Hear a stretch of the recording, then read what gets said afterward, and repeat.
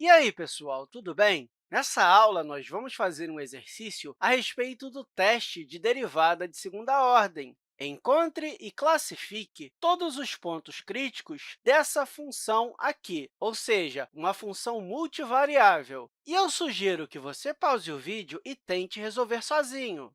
E a ideia de ponto crítico, basicamente, significa dizer em qualquer ponto da função o gradiente é igual a zero, ou seja, você está procurando algum tipo de entrada xy que o resultado dê zero. E nós já vimos nos vídeos passados que, quando usamos isso, nós esperamos maximizar ou minimizar uma função. E nós também queremos classificar esses pontos. E é isso que o teste da segunda derivada faz. Ou seja, depois de você igualar o gradiente a zero, você consegue determinar se esse ponto é um máximo local, um mínimo local ou um ponto de Sela. E, claro, quando eu estou colocando zero aqui, eu estou dizendo que esse gradiente é igual ao vetor zero. E, para achar esse vetor, nós precisamos das derivadas parciais. Primeiro, vamos achar a derivada parcial de f em relação a x, e, derivando essa parte, nós utilizamos a regra do produto, e aí esse 2 vem para frente, e vamos ficar com 6x vezes y. Isso porque estamos derivando em relação a x, aí o y se torna uma constante. E, por isso, esse y ao cubo derivando em relação a x também vai ser zero, e esse aqui também. Portanto, devemos derivar somente esse menos 3x ao quadrado, que é a mesma coisa que menos 6x.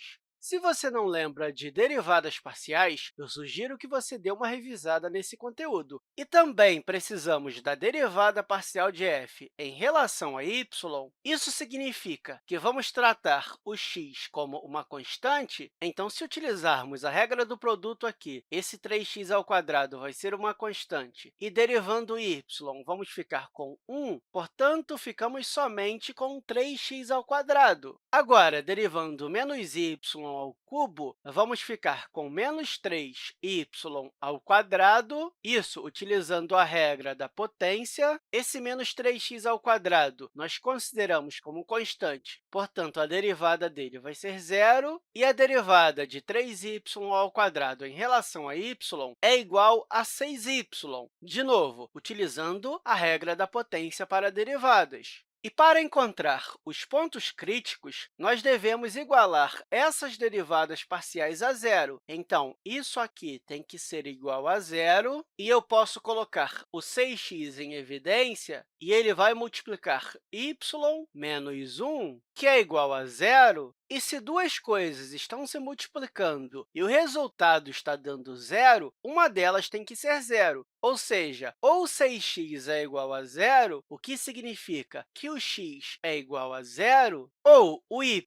menos 1 é igual a zero, o que significa que y é igual a 1. E, igualando a outra derivada parcial a zero, não parece tão fácil assim de resolvê-la, né? O que podemos fazer é substituir uma dessas soluções aqui nessa igualdade. Eu posso, por exemplo, colocar o x igual a zero, e aí eu vou ficar com 3 vezes zero ao quadrado, ou seja, essa parte vai sumir, restando somente menos 3y ao quadrado menos 6y igual a zero. Então, menos 3y ao quadrado menos 6y igual a zero. E eu posso fatorar essa igualdade colocando menos 3y em evidência, que multiplica y mais 2 igual a zero. E, de novo, se duas coisas estão se multiplicando e o resultado dá zero, uma delas tem que ser zero. Ou seja, ou menos 3y